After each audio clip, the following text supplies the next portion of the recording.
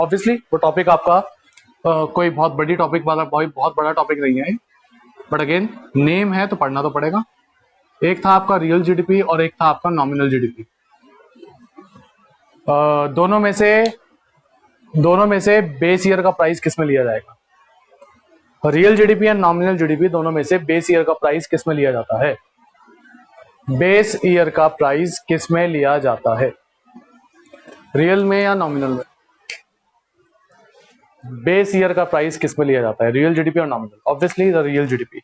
Real GDP एक ऐसी GDP होती है जिसमें जीडीपी कैलकुलेट की जाती है, जिसमें जीडीपी को कैलकुलेट किया जाता है at the price of the base year, at the price of the base year. इसमें जीडीपी कैलकुलेट की जाती है at the price of the current year. Economic growth को ट्रूली कौन सी जीडीपी रिफ्लेक्ट करेगी? इकोनॉमी के ग्रोथ को कौन सी जीडीपी रिफ्लेक्ट करेगी? इकोनॉमिक ग्रोथ को कौन सी जीडीपी रिफ्लेक्ट करेगी इनमें से? Any answers? जतिन बेटा तेरा सर मार दूंगा मैं कहीं अगर तू ऐसे आंसर्स देगा। जिसके नाम में रियल है उससे समझ नहीं आती बात। बताओ, बेवकूफों वाले आंसर्स हैं आप में से कुछ लोगों के। तो जिसके नाम में ही रियल है वही तो बेटर होगी, ऑब्वियस सी बात है। इसके नाम में ही रियल है। ये रियल इसलिए है बिकॉज ये इकोनॉमी के ट्रू इकोनॉमिक ग्रोथ को शो करती है, ये ट्रू इकोनॉमिक ग्रोथ को रिफ्लेक्ट करती है, बिकॉज इसमें प्राइस हमने कैसा कर लिया है, कांस्टेंट प्राइस हमने स्टेबल कर लिया है। तो अगर अब इकोनॉमी की ग्रोथ होगी, अगर जीडीपी बढ़ेगी तो बढ़ेगी सिर्फ और सिर्फ आउटपुट की वजह से। ये ट्रू इंडिकेटर नहीं हो, नॉमिनल जीडीपी ट्रू इंडिकेटर नहीं होती। वही सेम चीजें जो मैंने आपको नेशनल इनकम वाले टॉपिक में पढ़ाई थी वही मैं आपको पढ़ा रहा हूँ यहाँ रियल जीडीपी नॉमिनल जीडीपी में। अगर इंटरनेशनल कंपैरिजन भी करना हो, यानी कि एक कंट्री को दूसरी कंट्रीज की जीडीपी से कंपेयर करना हो, तो उसके लिए भी रियल जीडीपी ही बेटर है। बिकॉज रियल जीडीपी में प्राइस के इम्पैक्ट को कैसा कर दिया जाता है, कांस्टेंट, जिससे अगर इकोनॉमी की कोई ग्रोथ को शो करेगा तो वो सिर्फ एक ही चीज होगी, वो है आउटपुट। और किसी भी इकोनॉमी के लिए जो चीज मैटर करती है वो मैटर करता है कि उन्होंने कितना गुड्स एंड सर्विसेज को प्रोड्यूस किया। जैसे मैं आपको एक एग्जांपल देता हूँ, बहुत रियल टाइम एग्जांपल दे रहा हूँ मैं आपको। ये लेटेस्ट डेटा आया है, उसके बेस पे हमारी कंट्री की 2020-21 की जो जीडीपी है, हमेशा हमारी जीडीपी जो है वो इंक्रीज होती थी। यानी कि हर साल हमारी कंट्री के अंदर जो गुड्स एंड सर्विसेज का प्रोडक्शन होता था वो पिछले साल के कंपैरेटिवली ज्यादा होता था। बट ड्यू टू कोविड-19 हमारी कंट्री में लॉकडाउन की वजह से, कोविड-19 की वजह से, अलग अलग रीजंस की वजह से 2020-21 की जो हमारी जीडीपी है वो 7.2% से डाउन गई है। यानी कि हमारी कंट्री की जीडीपी 7.2% से फॉल हुई है। इसका मतलब क्या है? क्या इसका मतलब लोगों की इनकम 7.2% से कम हुई है? नहीं, इसका मतलब है हमारी कंट्री का जो गुड्स एंड सर्विसेज का प्रोडक्शन था वो 7.2% से डाउन हो गया। यानी कि 2020-21 में हमारी कंट्री के अंदर जो आउटपुट हुआ है वो हुआ है 7.2% less than the previous years, then the base value. इतना ज्यादा आउटपुट का कम होना ये हमारी इकोनॉमी के लिए एक नेगेटिव चीज है। बिकॉज अगर आउटपुट कम हुआ, खुद सोचो, अगर प्रोडक्शन कम हुई है, यानी कि जो फैक्ट्रीज हैं वो कैसी चली हैं, कम। फैक्ट्रीज रन कैसी हुई हैं, कम। अगर फैक्ट्रीज ने काम कब किया, तो लोगों को जो लेबर है, लोगों की जो एम्प्लॉयमेंट मिली है वो भी कैसी मिली है, कम। जो फैक्ट्रीज के अंदर इन्वेस्टमेंट्स हुई हैं वो भी कैसी हुई है, कम। सब कुछ ये दोनों चीजें कम हुई है। इसका मतलब लोगों की जो इनकम हुई है वो भी कैसी हुई है, कम। लोगों ने कमाया भी कम। और अगर लोगों ने कमाया भी कम है तो फिर लोगों ने मार्केट में जो खर्च किया होगा, मार्केट में जो डिमांड दिखाई होगी वो भी कैसी दिखाई होगी, कम। और अगर मार्केट में डिमांड ही नहीं है, अगर मार्केट में लोग खरीद ही नहीं रहे हैं, तो क्या आउटपुट होगा? फिर आउटपुट भी कैसा होगा, कम। तो ये सब चीजें एक दूसरे को इंपैक्ट करती हैं। तो इकोनॉमी की जीडीपी का गिरना अगले कई सालों के लिए नुकसानदायक हो सकता है, अगले कई सालों तक नेगेटिव बन सकता है अगर हमारी गवर्नमेंट इसको ठीक से मैनेज ना करे तो किसी भी कंट्री के लिए पैसों की वैल्यू मैटर नहीं करती, किसी भी कंट्री में प्राइस लेवल मैटर नहीं करता। The only thing that matters is the quantity of output. कि कितना क्वांटिटी प्रोड्यूस किया गया है गुड्स एंड सर्विसेज का। बिकॉज जितना ज्यादा प्रोडक्शन होगा, कॉन्सिक्वेंटली इकोनॉमी के अंदर सारी चीजें उतनी ही बेटर होगी। अब इसी चीज को कंपेयर करने के लिए कि जीडीपी बढ़ी है या जीडीपी कम हुई है, या फिर बढ़ी है तो कितना % बढ़ी है एंड ऑल, इन सब के लिए एक टॉपिक बना है जिसका नाम है जीडीपी डिफ्लेटर। इसका नाम है GDP deflator, which is also known as price index, which is also known as price index, जिसमें हम कंपैरिजन करते हैं। जिसमें हम क्या करते हैं? कंपैरिजन करते हैं। किन के बीच में? बेस ईयर और करंट ईयर के बीच में। Base year and current year के बीच में क्या करा जाता है? कंपैरिजन, कि बेस ईयर के कंपैरेटिवली करंट ईयर में आउटपुट ज्यादा हो रहा है या फिर कम, और जीडीपी इंक्रीज हुई है या फिर डिक्रीज। ये कंपैरिजन करने के लिए हम किस चीज को यूज करते हैं? जीडीपी डिफ्लेटर को। तो जीडीपी डिफ्लेटर दिखाता है आउटपुट के चेंज को, क्या आउटपुट बढ़ा है या फिर आउटपुट कम हुआ है। किसके बीच में? Base year and current year के बीच में। अब बेस ईयर भी हमारी गवर्नमेंट डिसाइड करेगी करंट ईयर। मुझे तुम ये बताओ, बेस ईयर वाले जीडीपी को क्या बोलते हैं? जो बेस ईयर पे डिपेंडेंट, बेस ईयर पे बेस्ड होती है। बेस ईयर वाली जीडीपी का क्या नाम है? बेस ईयर के बेस पे जो जीडीपी निकलती है उसका नाम क्या है? इतना तो तुम लोग बता सकते हो, I can expect this much from you. Base year के ऊपर जो जीडीपी निकलती है that is known as real GDP, and जो करंट ईयर बेस्ड जीडीपी होती है दैट इज नॉमिनल जीडीपी। अब अगर हम इसका फॉर्मूला बनाएं, फॉर्मूला कैसे बनेगा? एक जीडीपी ऊपर आएगी, एक जीडीपी नीचे आएगी, एक जीडीपी ऊपर रखी जाएगी और एक जीडीपी नीचे रखी जाएगी, ये बात तो हमें पता है। कौन सी जीडीपी बेस ईयर को रिप्रेजेंट करती है? एक बात तो हम सब समझते हैं कि बेस ईयर नीचे आता है, बेस ईयर हमेशा डिनोमिनेटर में आता है, बिकॉज बेस ईयर का मतलब क्या है? वो बेस में आएगा। ठीक है, दोनों में से बेस ईयर को रिप्रेजेंट करने वाली वैल्यू कौन सी है? Real GDP. जो चीज बेस ईयर को रिप्रेजेंट करती है वो किस में आएगी? बेस में। बेस का मतलब डिनोमिनेटर में, क्योंकि नीचे बेस होता है। ऊपर करंट ईयर की वैल्यू आ जाएगी, फिर ऊपर कौन सी वैल्यू आएगी? Nominal GDP. तो फॉर्मूला क्या बन गया? Nominal GDP upon real GDP, and ये हम परसेंटेज में निकालते हैं तो इनटू 100। तो ये बन गया आपका जीडीपी डिफ्लेटर का फॉर्मूला। रटने की जरूरत नहीं है, बेसिक सी बात है। बेस ईयर को हम नीचे रखेंगे ताकि हम बेस ईयर को कंपेयर कर सकें किससे? करंट ईयर से। और इनटू 100 क्यों किया? बिकॉज ये सारा आंसर निकलेगा किसमें? परसेंटेज में। तो ये हुआ आपका जीडीपी डिफ्लेटर का formula, which is also known as price index. ठीक है, तो हम यही कोशिश करते हैं, हम जीडीपी डिफ्लेटर में यही चीज निकालने की कोशिश करते हैं कि इकोनॉमी के अंदर एक्चुअल में कितना आउटपुट इंक्रीज हुआ, इकोनॉमी में कितना आउटपुट इंक्रीज हुआ। जीडीपी डिफ्लेटर हमें बताता है, ये इंडिकेट करता है रियल चेंज, या फिर क्या कह लो, real change in the physical output. Real change in physical output, जो इकोनॉमी के अंदर आउटपुट होता है उसमें एक्चुअल में कितना चेंज हुआ। और प्राइस के चेंज को एलिमिनेट करके, प्राइस के चेंज को एलिमिनेट करके सिर्फ आउटपुट के चेंज को कंसीडर करता है जीडीपी डिफ्लेटर। अब लेट सपोज रियल जीडीपी कितनी है हमारी? 200। नॉमिनल जीडीपी कितनी है? 250 इंटू 100। अगर आप इसे सॉल्व करते हैं तो कितना आएगा? कोई मुझे बता सकता है वैल्यू? कोई मुझे वैल्यू बता सकता है?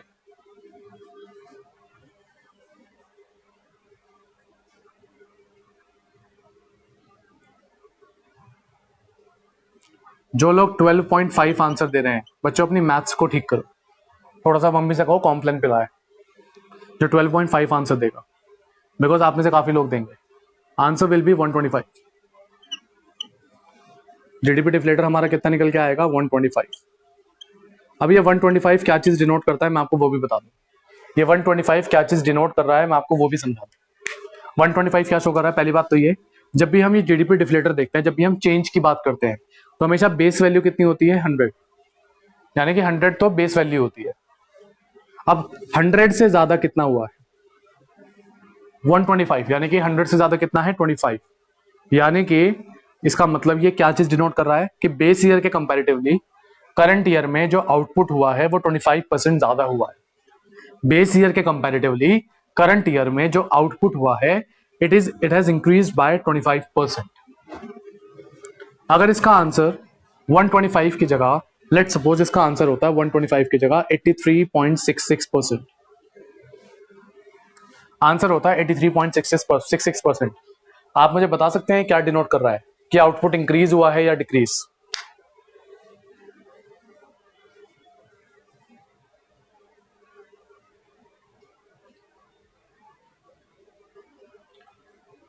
बेस ईयर के कंपैरेटिवली करंट ईयर का जो आउटपुट है वो क्या हुआ है? कम। एंड कितने परसेंट से कम हुआ है? 14.34% से कम हुआ है।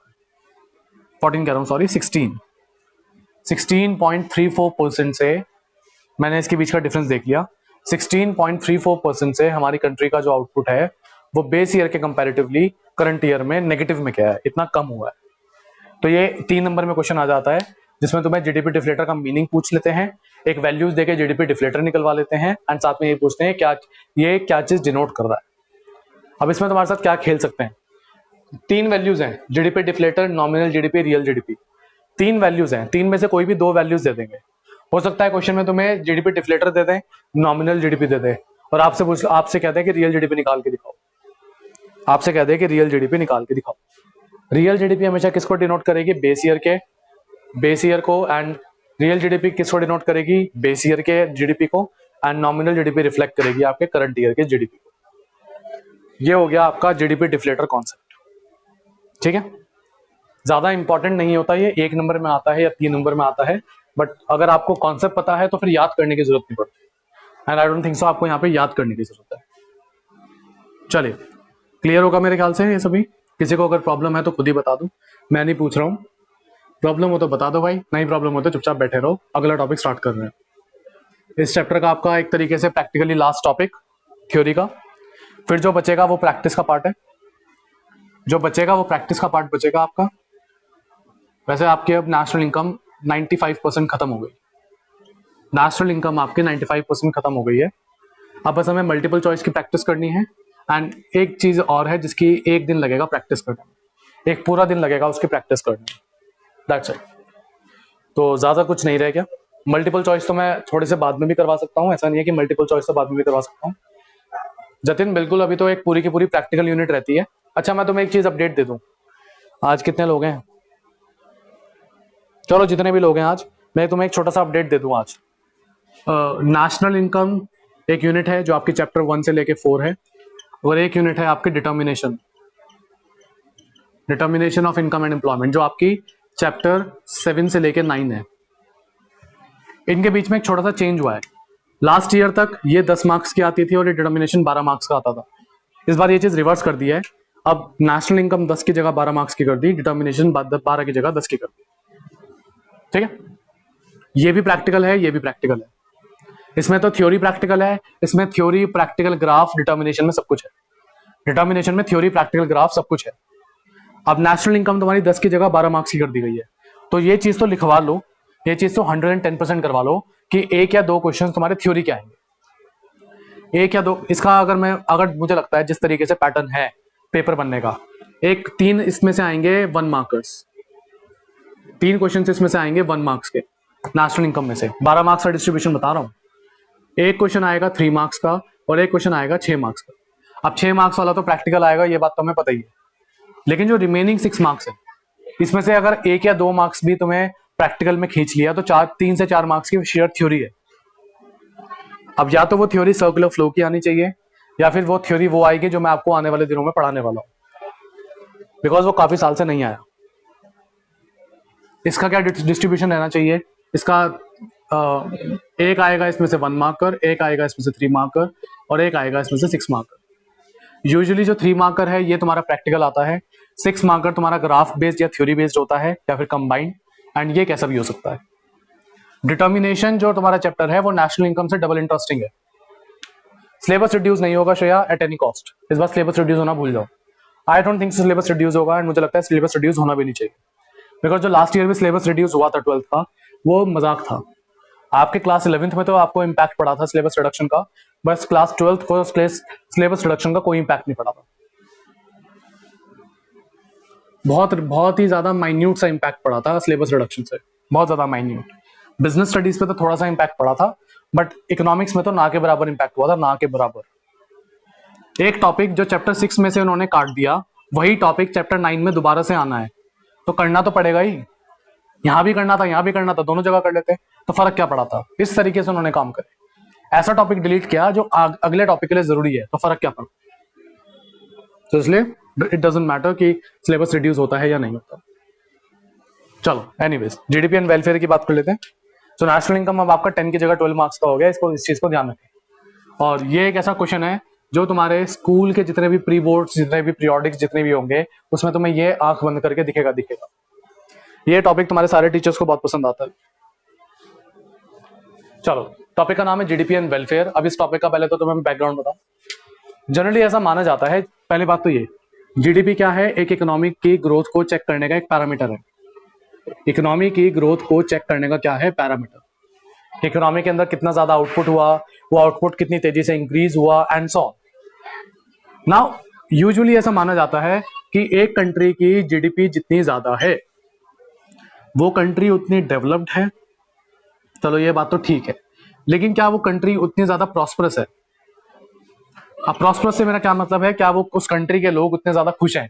क्या उस कंट्री में जो ये जीडीपी बढ़ रही है, जो ये डेवलपमेंट हो रही है, क्या इसका फायदा सभी को मिल रहा है या नहीं? क्या इसका फायदा सभी को मिल भी रहा है या फिर नहीं? तो जीडीपी बढ़ना एक चीज होती है, लेकिन उस जीडीपी के बढ़ने से लोगों को बेनिफिट मिलना, लोगों का वेलफेयर होना, लोगों की लाइफ बेटर होना, ये एक डिफरेंट चीज होती है। एंड उसी चीज को आज हम पढ़ेंगे। आज हम यही चीज को का एक तरीके से एक आर्ग्यूमेंट रखेंगे इस टॉपिक में। क्या इकोनॉमी की जीडीपी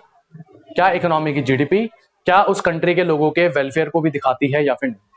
या फिर एक कंट्री के जीडीपी एक कंट्री के वेलफेयर को ट्रूली रिफ्लेक्ट नहीं कर सकती?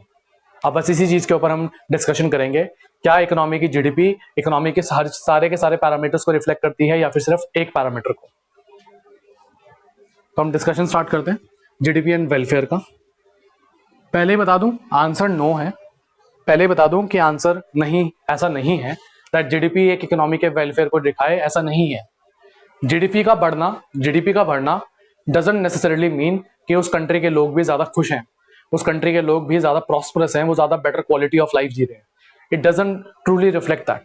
जैसे लास्ट ईयर का एग्जांपल ले लीजिए, आप लोगों ने पढ़ा है, शायद सुना हो, पढ़ा हो, कहीं देखा हो कि हमारी कंट्री के अंदर पॉवर्टी कई गुना बढ़ी है। लास्ट ईयर में हमारी कंट्री के अंदर पॉवर्टी कई गुना बढ़ी। ऑन दी अदर हैंड, जो रिच लोग हैं, जो इंडस्ट्रियलिस्ट हैं, Mukesh Ambani, Adani and many more, इनकी जो वेल्थ है वो कई गुना बढ़ी। इनकी पर घंटे इनकी जो कमाई है वो कई करोड़ रुपए से इंक्रीज। तो एक तरफ कितने करोड़ रुपए से इनकम इंक्रीज होना, एक तरफ लोगों की जॉब्स जाना एंड वो पॉवर्टी में आना, क्या ये दो चीजें ट्रूली रिफ्लेक्ट कर पाती हैं दूसरी चीजों को? नहीं। बस वही चीज जीडीपी के साथ है। जीडीपी एक इकोनॉमी के ट्रू कंडीशंस को शो करे ऐसा जरूरी नहीं है, हो भी सकता है, नहीं भी। बस अब उसी चीज को हम रिफ्लेक्ट करेंगे, टॉपिक में पढ़ेंगे। आई गेस तुम्हें टॉपिक का बैकग्राउंड समझ आ गया होगा। अब हम डिस्कशन करना स्टार्ट करते हैं कि आखिर किन किन चीजों की वजह से जीडीपी एक इकोनॉमी के वेलफेयर को रिफ्लेक्ट नहीं करता। लेट्स सी, जीडीपी अपने आप में एक बेकार पैरामीटर नहीं है, लेकिन जीडीपी इकोनॉमी के वेलफेयर को भी शो करे, ये चेक करने जा रहे हैं। पहला है डिस्ट्रीब्यूशन ऑफ जीडीपी। पहला क्या है? Distribution of GDP. Let's suppose एक इकोनॉमी की जीडीपी बढ़ी है बाय 15%। पहली बात तो एक इकोनॉमी की जीडीपी 15% से बढ़ना अपने आप में एक बहुत बड़ी रिमार्केबल बात है। जीडीपी बढ़ी है तो मतलब आउटपुट बढ़ा है, आउटपुट बढ़ा है तो इकोनॉमी के अंदर इनकम भी बढ़ी है।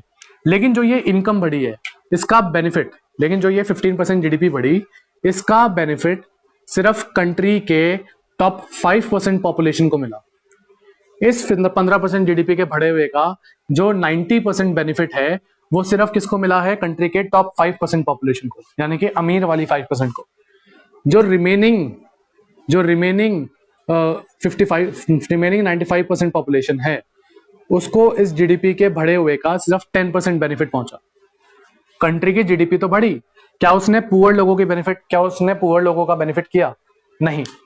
तो जीडीपी बढ़ना एक अच्छी चीज है, लेकिन उसका फायदा तब तक नहीं है जब तक वो इंक्रीज हुई जीडीपी का बेनिफिट, इंक्रीज हुई जीडीपी का फायदा कंट्री के रिच को तो मिलेगा ही, उनको तो मिलेगा ही, लेकिन उनके साथ साथ पुअर को भी मिले।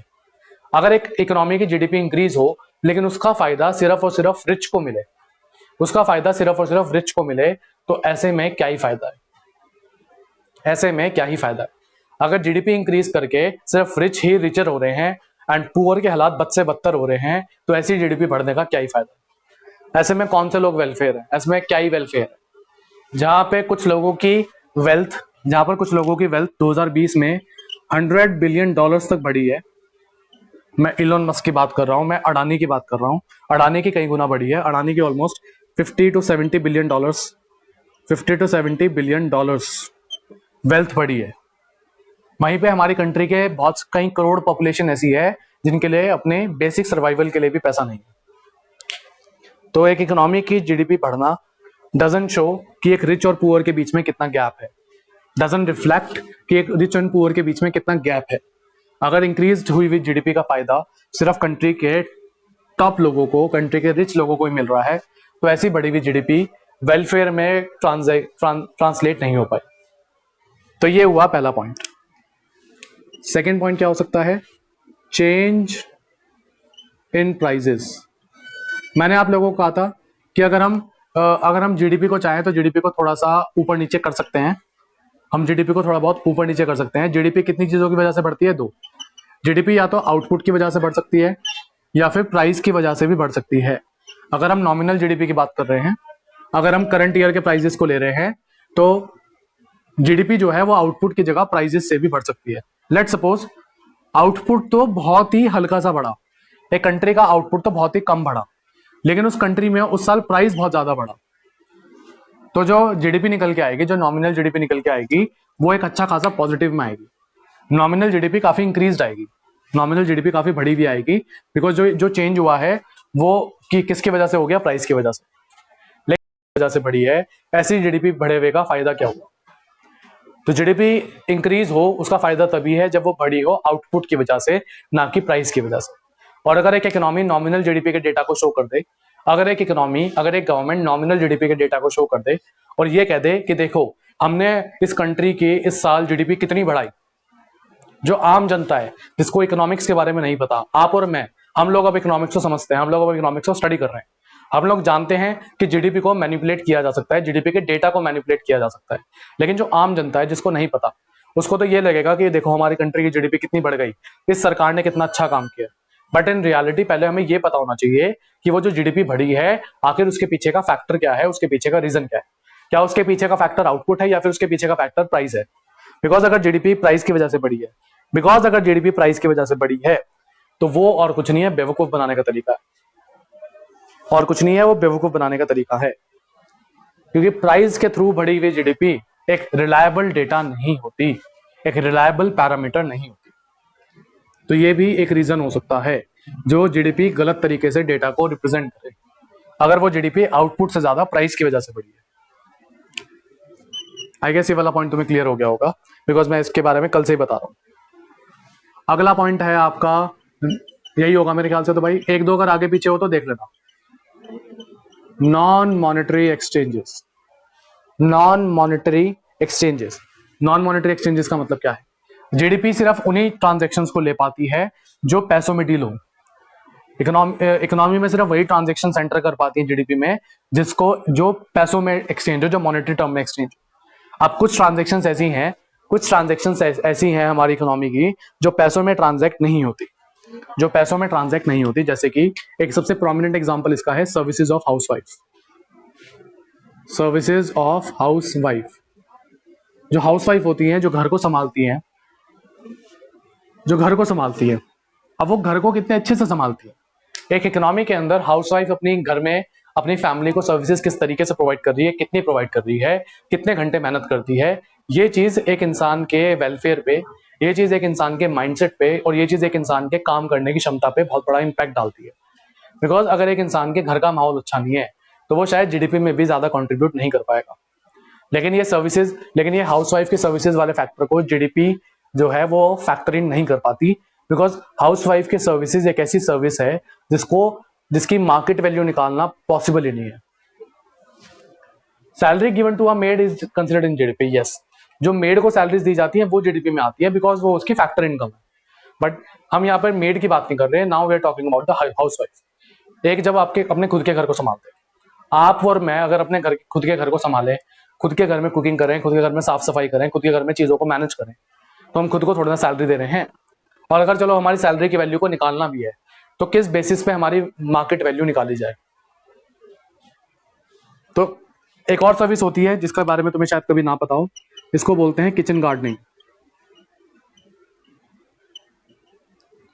किचन गार्डनिंग क्या होती है आप लोगों को पता होगा।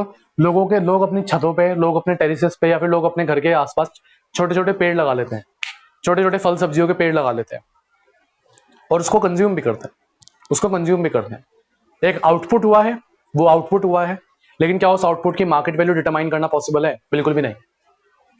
तो कुछ ऐसी चीजें भी हैं जो जीडीपी इंक्लूड करती नहीं, कुछ ऐसी ट्रांजेक्शन्स भी हैं जो जीडीपी इंक्लूड नहीं कर पाती, बिकॉज एक तो इनका डेटा अवेलेबल नहीं है, सेकंड इनकी मार्केट वैल्यू डिटरमाइन करना बहुत मुश्किल होता है। तो हमारी इकोनॉमी में कुछ चीजें ऐसी भी हैं जो कंसिडर ही नहीं हो पाती to be included in the GDP due to non availability of data and उनकी मार्केट वैल्यू डिटरमाइन करना मुश्किल है। फोर्थ पॉइंट एक्सटर्नलिटीज होगा। आई गेस फोर्थ पॉइंट आप लोगों का होना तो वही चाहिए। बाकी लेट्स सी एक्सटर्नलिटीज, ये एक इंपॉर्टेंट पॉइंट है बिकॉज ये अपने आप में अलग से पूछ लिया जाता है। एक्सटर्नलिटीज पॉइंट अपने आप में पूछ लिया जाता है अलग से। एक्सटर्नलिटीज का मतलब होता है जो फर्म्स हैं, जो फैक्ट्रीज हैं, जो ऑर्गेनाइजेशंस हैं, जो कंपनीज हैं, ये जो काम करती हैं, इनके काम करने से सोसाइटी पे पॉजिटिव इंपैक्ट भी पड़ते हैं और नेगेटिव भी। ये पॉजिटिवली भी इकोनॉमिक्स को इंपैक्ट करती है और नेगेटिवली भी। उन्हीं को बोलते हैं एक्सटर्नलिटीज। इन्हीं को क्या बोला जाता है? एक्सटर्नलिटीज। एक फर्म के, एक इंडिविजुअल्स के, एक कंपनीज के एक्टिविटीज से सोसाइटी पे कैसे पॉजिटिव और नेगेटिव इंपैक्ट पड़ते हैं, वही पॉजिटिव एंड नेगेटिव इंपैक्ट से कहलाते हैं एक्सटर्नलिटीज। इसलिए एक्सटर्नलिटीज दो तरीके की हो सकती हैं। एक्सटर्नलिटीज पॉजिटिव भी हो सकती हैं, एंड एक्सटर्नलिटीज नेगेटिव भी हो सकती है। चलो नेगेटिव एक्सटर्नलिटी का एग्जांपल तुम खुद दोगे। एक फर्म का सोसाइटी पे नेगेटिव इंपैक्ट क्या पड़ता है, कंपनीज का, फर्म्स का सोसाइटीज पे नेगेटिव इंपैक्ट क्या पड़ता है, ये आप मुझे खुद ही बता सकते हो। एक कंपनी किस तरीके से सोसाइटी को नेगेटिवली इंपैक्ट करती है?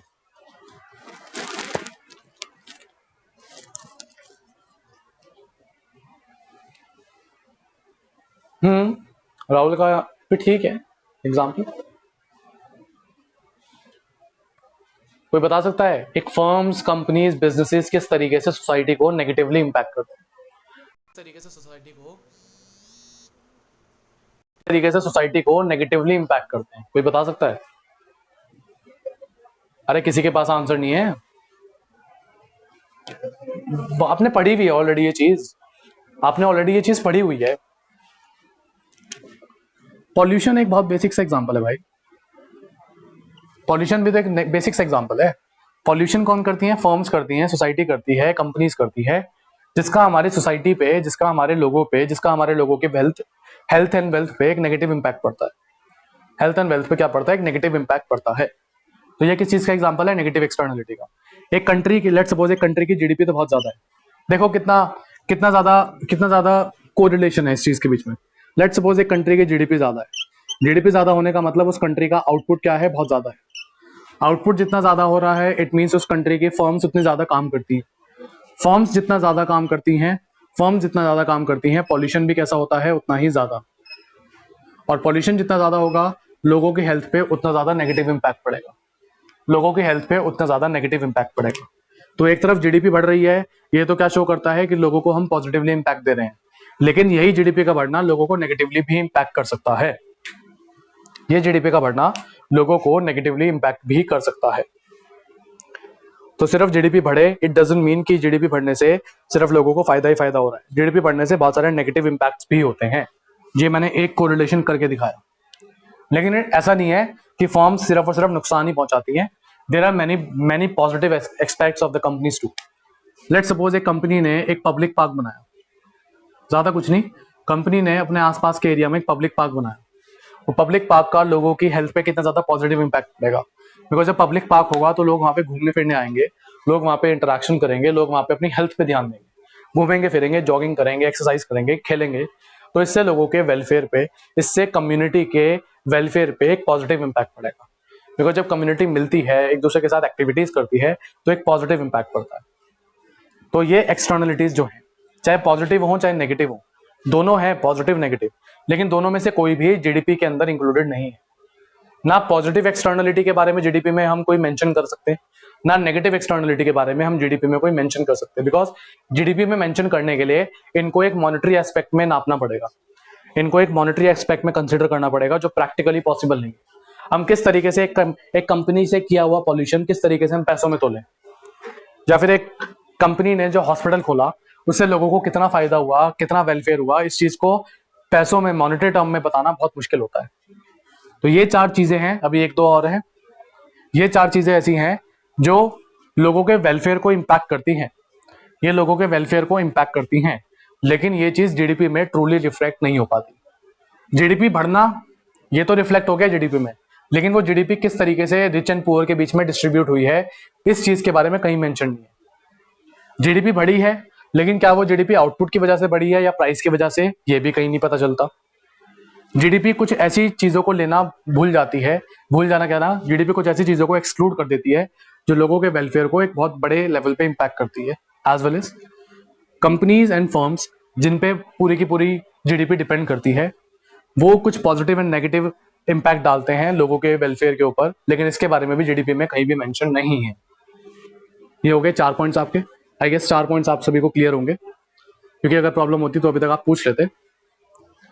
एक पॉइंट और क्या हो सकता है, रेट ऑफ पॉपुलेशन ग्रोथ या चेंज इन पॉपुलेशन ग्रोथ।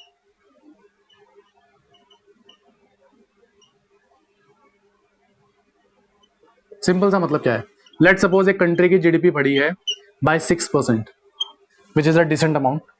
6% एक डिसेंट अमाउंट होता है, लेकिन उसी टाइम पर उस कंट्री की पॉपुलेशन 3% से बढ़ गई। उसी टाइम पर उस कंट्री की पॉपुलेशन जो बढ़ी है वो 3% से बढ़ गई। कमाई 6% से बढ़ी, कमाई जो है, जो इनकम है, जो आउटपुट है, वो 6% से बढ़ा, लेकिन उस आउटपुट को कंज्यूम करने वाले, उस आउटपुट को खाने वाले 3% से बढ़ गए।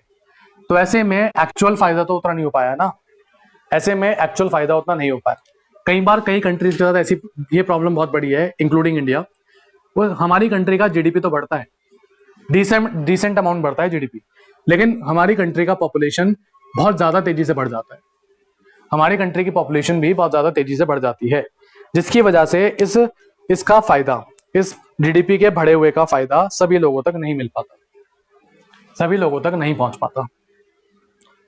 तो जीडीपी बढ़ना एक अच्छी चीज है, लेकिन अगर पॉपुलेशन भी ज्यादा बढ़ जाए तो जो पर कैपिटा अवेलेबिलिटी है, जो पर कैपिटा अवेलेबिलिटी है, यानी कि जो पर हेड अवेलेबिलिटी है गुड्स एंड सर्विसेज की, वो फिर क्या होने लगती है, कम। वो फिर क्या होने लगती है, कम। बिकॉज अगर पॉपुलेशन बढ़ेगी तो गुड्स एंड सर्विसेज को कंज्यूम करने वाले भी बढ़ेंगे। तो अगर इकोनॉमी ने आउटपुट तो बढ़ाया, लेकिन उसको कंज्यूम करने वाले अगर उससे ज्यादा बढ़ गए, अगर उसको कंज्यूम करने वाले उससे ज्यादा बढ़ गए, तो जो गुड्स एंड सर्विसेज की अवेलेबिलिटी थी वो बढ़ने की जगह क्या हो जाएगी, कम। तो ये वो 5 फैक्टर्स हैं जो इस चीज को रिफ्लेक्ट करते हैं कि जीडीपी, ये कंक्लूजन निकलता है कि जीडीपी एक सेटिस्फैक्टरी मेजर नहीं है, जीडीपी एक प्रॉपर पैरामीटर नहीं है एक कंट्री के वेलफेयर को रिफ्लेक्ट करने के लिए। जीडीपी अपने आप में एक अच्छा पैरामीटर है दूसरी चीजों के लिए, इकोनॉमिक कंपैरिजंस के लिए, बट एक लोगों के वेलफेयर को रिफ्लेक्ट करने के लिए ट्रूली या फिर एक सेटिस्फैक्टरी मेजर नहीं है जीडीपी। तो ये निकल के आता है क्या चीज आपका, ये निकल के आता है क्या चीज आपका, जीडीपी एंड वेलफेयर का कंक्लूजन। सभी को क्लियर हो गया टॉपिक, सभी को क्लियर हो गया टॉपिक।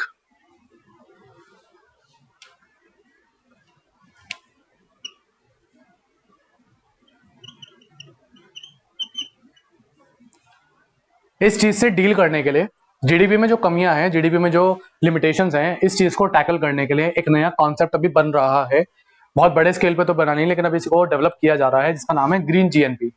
ग्रीन जीएनपी क्या करता है, ग्रोथ कितनी हुई है, ग्रोथ कितनी इंक्रीज हुई है, इस चीज को कोरिलेट करता है किस चीज से, कि नेचुरल रिसोर्सेज कितने कम हुए, कि नेचुरल रिसोर्सेज कितने कम हुए। दोनों के कोरिलेशन से दोनों का कोरिलेशन के बेस पे एक फाइनल आंसर देता है, दोनों के कोरिलेशन से एक फाइनल रिजल्ट देता है। तो ग्रीन जीएनपी सिर्फ आउटपुट बढ़ने को नहीं देखता, ग्रीन जीएनपी सिर्फ आउटपुट इंक्रीज के ऊपर ही ध्यान नहीं देता, आउटपुट बढ़ने के साथ साथ ये भी देखता है कि इस आउटपुट को बढ़ाने के लिए नेचुरल रिसोर्सेज को कितना वेस्ट होना पड़ा, नेचुरल रिसोर्सेज कितना कम हो गए। जो कमियां जीडीपी के अंदर है उन सभी को टैकल करने के लिए ग्रीन जीएनपी एक कॉन्सेप्ट बना है। ये आउटपुट के बढ़ने के साथ साथ ये भी देखता है कि उस आउटपुट बढ़े हुए आउटपुट का डिस्ट्रीब्यूशन कैसा हुआ, इससे नेचुरल रिसोर्सेज पे कितना नेगेटिव इंपैक्ट हुआ एंड सो ऑन। ज्यादा कुछ नहीं पढ़ना आपको ग्रीन जीएनपी के बारे में, बस एक थोड़ा सा इंट्रोडक्शन देना था और इससे ज्यादा आपके सिलेबस में है भी नहीं। ठीक है, तो इसके साथ आप लोगों का थ्योरेटिकल पोर्शन 95% कंप्लीट हो गया। कॉम्पोजिशन ऑफ जीडीपी का मतलब होता है कि जीडीपी में क्या क्या चीजें आती हैं, जीडीपी में क्या क्या चीजें आती हैं। हमने एक्सपेंडिचर मेथड पढ़ा था। जीडीपी में कंजम्पशन भी आता है, जीडीपी में इन्वेस्टमेंट भी आती है, जीडीपी में एक्सपोर्ट इंपोर्ट भी आता है। जीडीपी इन सभी चीजों से मिलकर बनता है, इसी को कॉम्पोजिशन बोलते हैं। चलो एनीवेज, आपका 95% थ्योरेटिकल पोर्शन खत्म हो गया है। 95% थ्योरेटिकल पोर्शन आपका कंप्लीट हो गया। अब जो थ्योरेटिकल पोर्शन बचा है वो कॉन्सेप्ट के साथ ही होगा, वो कॉन्सेप्ट्स के बेस पे ही होगा। पहले हम कल की प्रॉब्लम रखेंगे प्रॉब्लम्स के लिए। कल आप लोगों के जो प्रैक्टिकल क्वेश्चंस हैं 82 तक है मेरे ख्याल से, उनकी प्रॉब्लम्स ली जाएगी। फिर अगर टाइम बचा तो मैं आगे डिस्कस करूंगा। बाकी मेनली जो कल की जो क्लास है वो प्रॉब्लम्स के लिए है। बाकी 1-2 दिन आपके थ्योरेटिकल पोर्शन करके आपका खत्म करेंगे। ठीक है, चलिए तो आज की क्लास यहीं खत्म करते हैं। जितना पढ़ा दिया उतना रीड कर लेना, चैप्टर पूरा का पूरा पढ़ लेना, क्योंकि इसका साथ साथ टेस्ट होगा। बाकी आपकी बात करेंगे कल। Thank you so much.